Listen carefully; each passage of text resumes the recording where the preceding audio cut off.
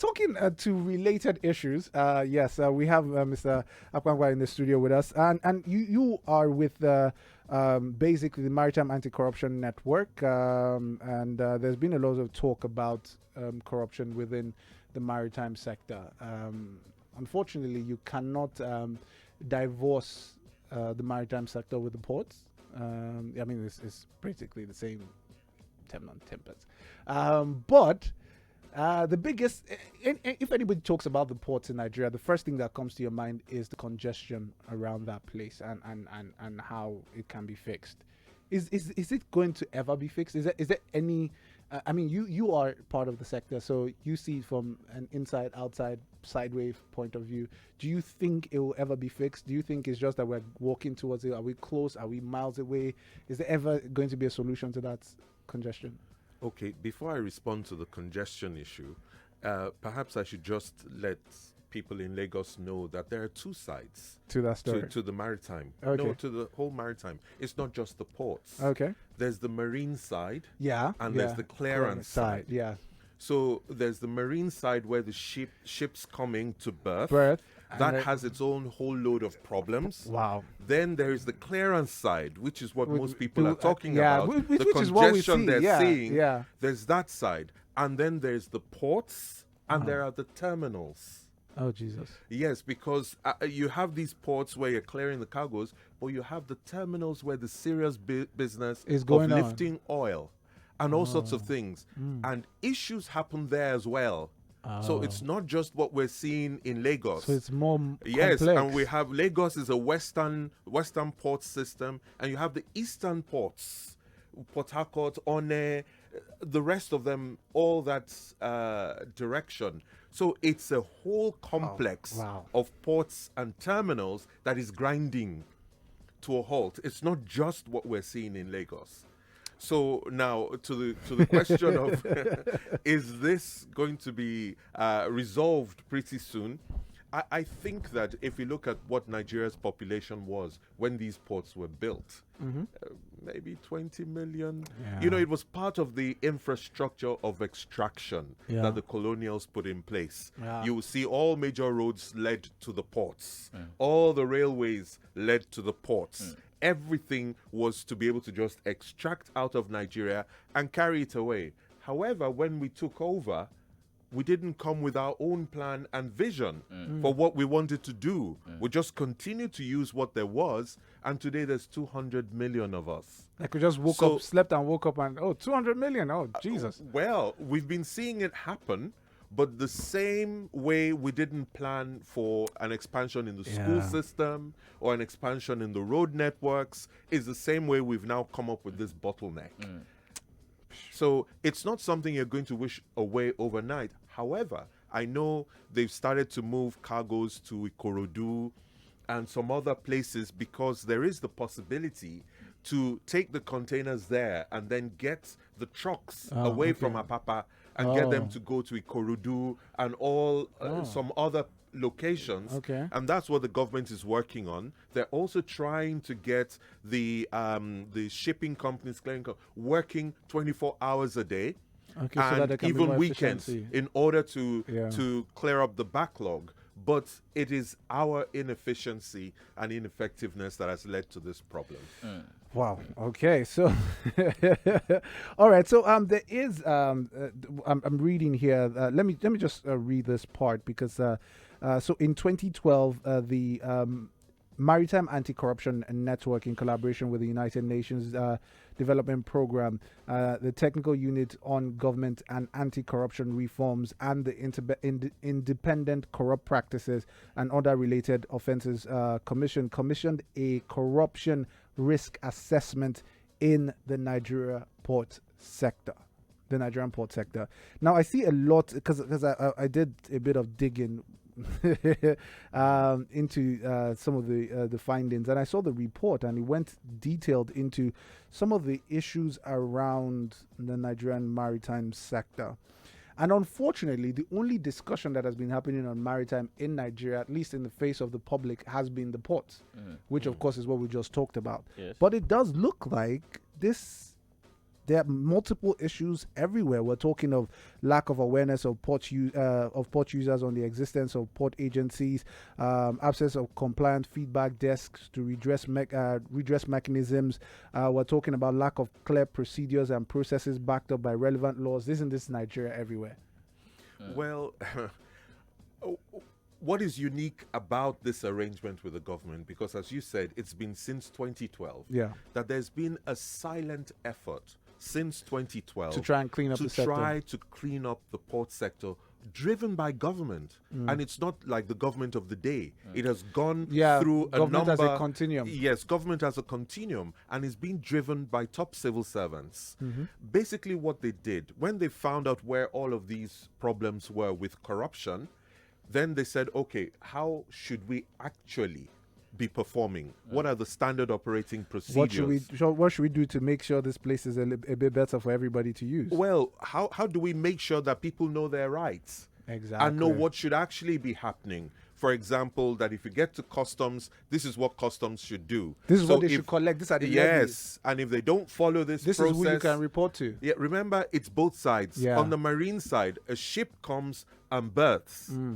And the arrangement is that after it's been declared okay by Port Health, then all other agencies board together.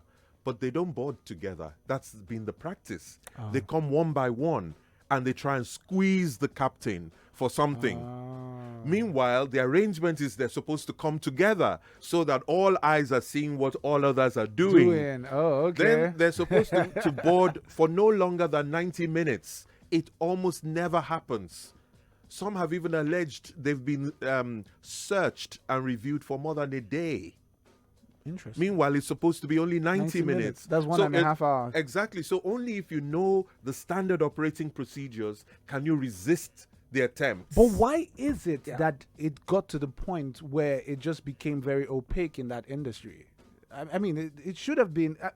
you want to think that because business people are relating with government, and it is multiple government agencies, not just one agency.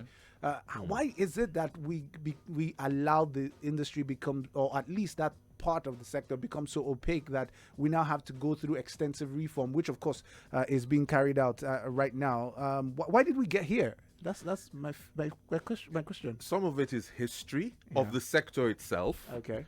And some of it is us as Nigerians. Okay. The history side is that it was tradition that a ship pulls in, they try to have friends in every port. They come with rolls of cigarettes and some booze for the officials. Like, hey, they're all chummy. They're happy to see each other and so on. So there was that going on historically. It always been like that. But in Nigeria, it also aided the officials to build a pot of slush money. So you hear government says, oh, we need more revenue. Very often, they just go and tighten the screw on some industry and get more money out. For instance, if you board a rig is also a marine vessel that also has to go through customs and everything. You board a rig and you tell them for some infraction, you're shutting them down. That's $1 million for the day. Wow. So, but you're demanding 20,000 or you're demanding 200,000. They're going to have to weigh the two and say, do we want to please. lose $1 million or do we pay this guy 20,000? Just pay him and let him go. So when all of these things come in and you see opportunity to make money, it's in your interest to leave it opaque. When new developments come, you don't want new rules. You want to retain your discretion as the official. So that because you become lord and master. Immediately it becomes transparent. Everybody knows their laws. And for instance, if we want to shut somebody down, if there was a clear line that somebody could call to report, that wouldn't happen. Exactly, which is what this project from 2012 has then done. They've created a grievance mechanism, which even ships that were arrested were released within 48 hours because with that grievance mechanism, it reaches the top of customs, top of immigrations, top of all the agencies at the ports, and questions are asked. So, but the problem is nobody's promoting that mechanism. Nobody's telling everyone that there are actually standard operating procedures. Of course, that You was know? why when I spoke Yeah. when I was told about you, I was like, I really would like to have you come on the show, because definitely maritime sector, especially when I was speaking to, and I kind of realized that it was a lot more than, because when the person said maritime sector, honestly, and this is me. Which I want to claim that I know. I just generally thought, oh, maritime, it's just ships, ships, maritime, just ships. And then the person started to explain, and I was like, oh, interesting. I would like to have you on. But you guys are having a roundtable session, I think October 8th. Tomorrow. Yeah. Interesting. So this is going to be at this is tomorrow at 9:30 a.m. Yes, at Ikeja. Ikeja. So basically, what's going to happen here? Is this some sort of more enlightenment, more? Yes, it's actually to galvanize action by the private sector. Okay. That there is need for us to come together and actually have one voice and speak to government. And we also need to enlighten each other about the standard operating procedures, the grievance mechanism, what do we need to do to get better compliance and get the ports working more effectively and efficiently. Yes, we know that there are structural problems because it's all blocked up with the design that hasn't been changed. But it doesn't mean that you can't run an efficient port because you don't have enough space. True. Because if you look at the time it takes to clear anything in Nigeria and compare that to Benin or to Togo, then we're lagging behind. We really are. Even with the same space of port, if you look at their throughput versus our throughput. Yeah. So a lot more can still be done, and we need how does anybody get to? We would like. I don't know if I can get an invite, because we would like to be there to cover it. Also, it would be great for us to have content from the meeting, the roundtable you're having tomorrow. But how can anyone else be a part of it? I think they should just show up. At this point, we will accept that. Amazing. I would really appreciate that. Yeah. So we'll also be there. I guess I'll get somebody from our team to also be there, because the discussions, especially as concerns, more revenue. We're looking for money everywhere. Yes. If this were to be, and this is the question that has gone on forever, if there is more transparency in most sectors like this, Nigeria will earn more. Yes. Nigeria would earn more. The ports itself would be more useful to everybody. Yes. You get it, the opaqueness is creating more problems than it's. So yes, I'm all for this. I'm all for this. City of Lagos, if you want to be a part of this, is there a website? Sorry, sir. I don't know if you have a website. For the event, but for us, yes, we have a website. Okay. It's cbinigeria.com. Awesome. So City of Lagos, you want to be a part of that also, go to the website and get to find out more about it. But also they're having a roundtable discussion in I think it's Providence tomorrow. Yes, in Ikeja. So you want to be around Ikeja GRA. So it's 9:30. We'll also be there trying to cover details of that discussion. City of Lagos, let's go on a short break. We'll be right back after this. Moses is still in the studio. We'll be going straight into the headlines. Do stay with us on the Money Business and Economy Show right here on 99.3 Nigeria Info.